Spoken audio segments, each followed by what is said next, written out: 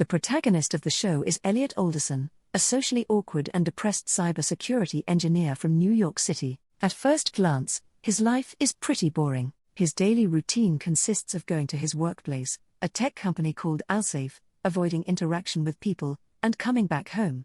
However, when it becomes night, Elliot turns into one of the most interesting people on Earth. Using his advanced cybersecurity skills, he has become some sort of vigilante. No matter how secure or complex a data encryption is, Elliot will find a way to hack it. He doesn't do it for fun, he just wants to bring justice to those who need it. One day he enters a coffee shop and sits next to the rich owner of the place, Rohit. At first he has a normal conversation and talks about the impressive Wi-Fi installed there. However, a few minutes later he changes his attitude and starts explaining why he's actually there. Elliot reveals that he hacked into Rohit's network and found out about his child pornography ring. There were hundreds and thousands of gut-wrenching videos which Rohit apparently sells to his customers for money. Elliot also mentions that he has copied all of the data and files, meaning that Rohit has no means of escape. Hearing all this, Rohit becomes worried, but he claims that Elliot cannot inform the cops, as hacking into one system is also a crime.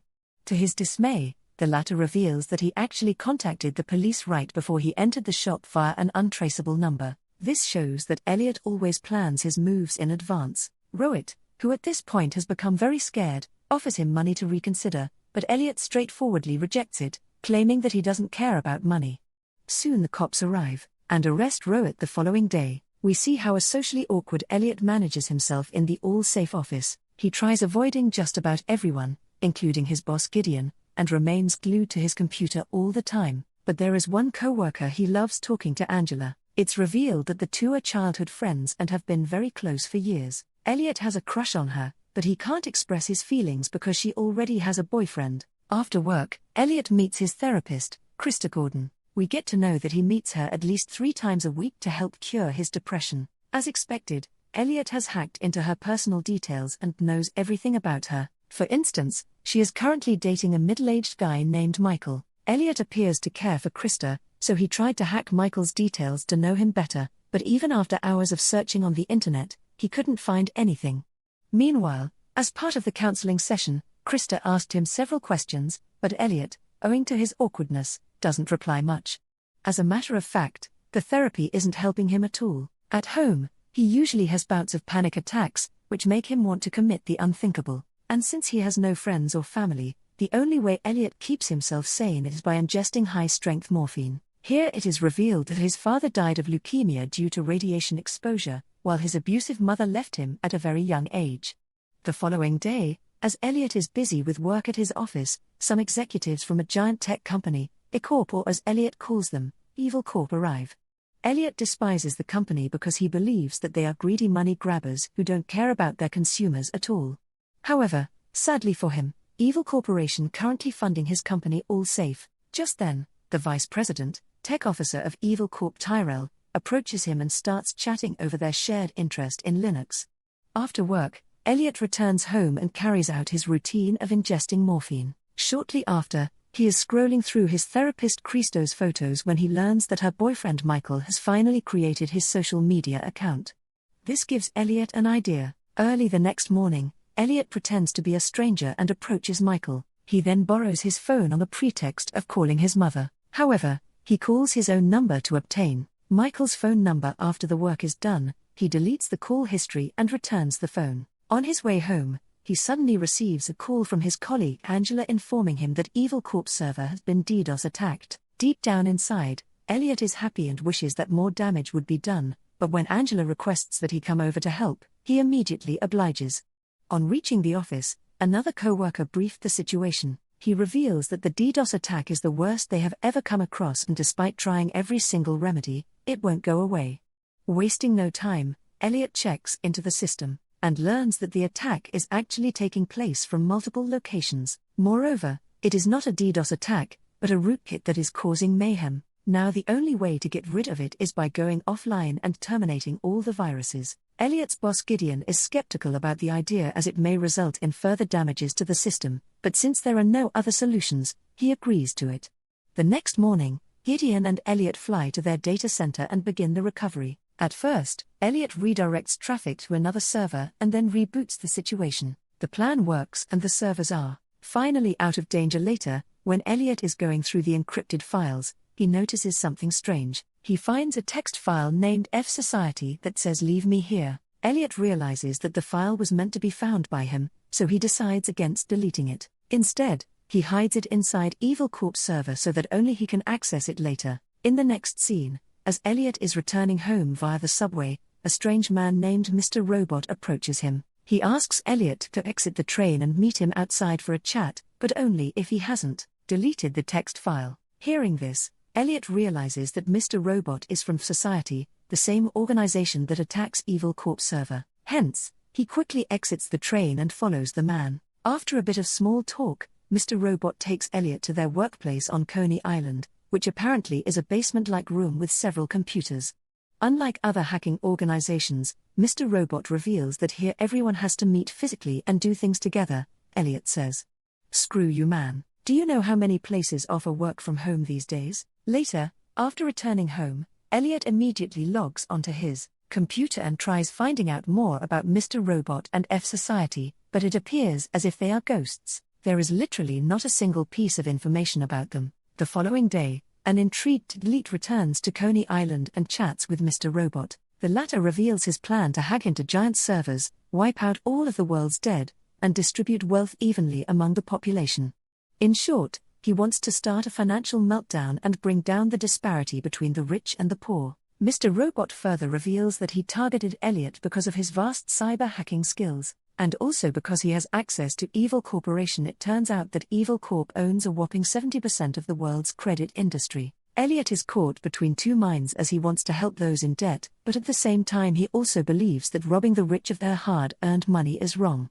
He mentions that he will think about it, but before departing, Mr. Robot assigns him a task. All he has to do is log into Evil Corp's server, modify the text file from earlier and enter the IP address of Terry Colby, the CTO of Evil Corp. That night it confused, Elliot changes the IP address and puts the records into a file. However, he decides against submitting it to the authorities. He hates Terry Colby, but he doesn't want him to go down this way. The next day at work, Elliot, his colleagues, the FBI and the executives from Evil Corp are having a meeting about the cyber attack.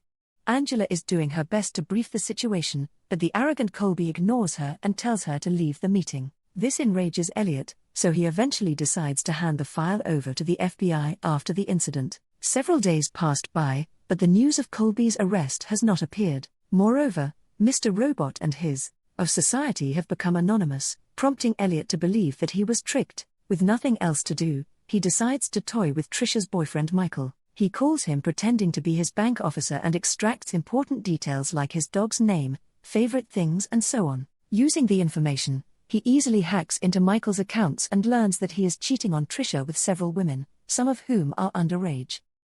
That night, Elliot confronts Michael and reveals that he knows everything. He then blackmails him to come clean with Trisha or else he will inform the police. Left with no choice, Michael obliges and thus their relationship comes to an end. A few weeks later at work, the news of Evil Corp CTO Colby's arrest is finally shown. This makes Elliot realize that Mr. Robot and his vision are actually trustworthy. Later, as he is walking down the busy street, a group of suited men forced him into a car and take him away. Soon they reach an office where several men are waiting for him. One of them is Evil Corp VP Tech Officer that he met earlier, Tyrell. It turns out that he has become the interim CTO of the company after Colby. Harassed Tyrell gets straight to the point and offers Elliot the position of head of cybersecurity at Evil Corp, which would make him a millionaire in months.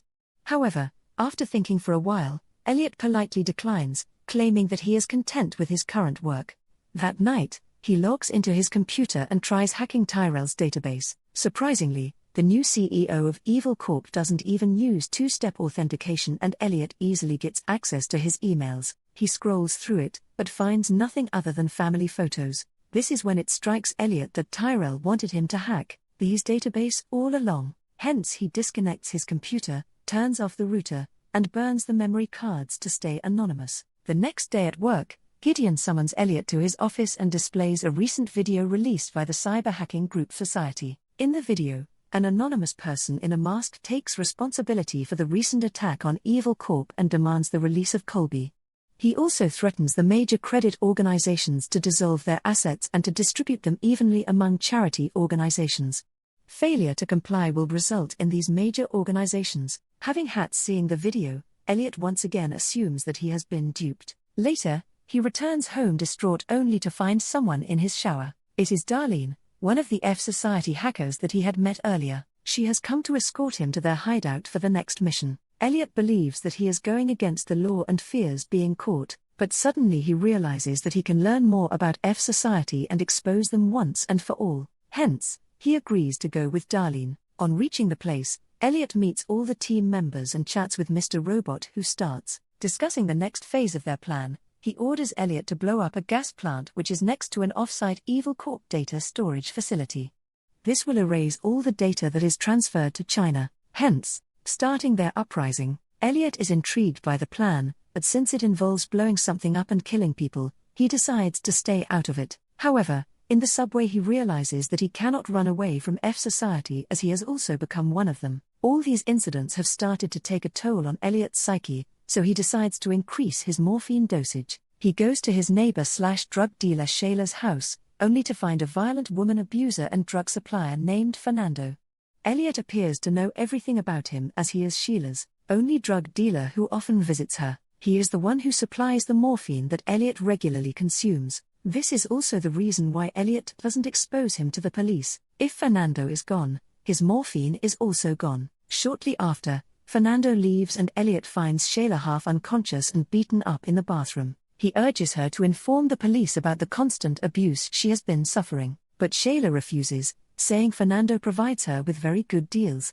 This infuriates Elliot, so he decides to take matters into his own hands. He anonymously leaks Fernando's details to the police and gets him arrested, even if it means that his regular morphine supply is now gone elsewhere. As Angela and her boyfriend Ollie are walking on the streets, a random guy approaches them and gives him a CD saying that it's his new mixtape. When they reach home, he inserts the CD into his computer, and as soon as he does so, he receives an email from one of his girlfriends.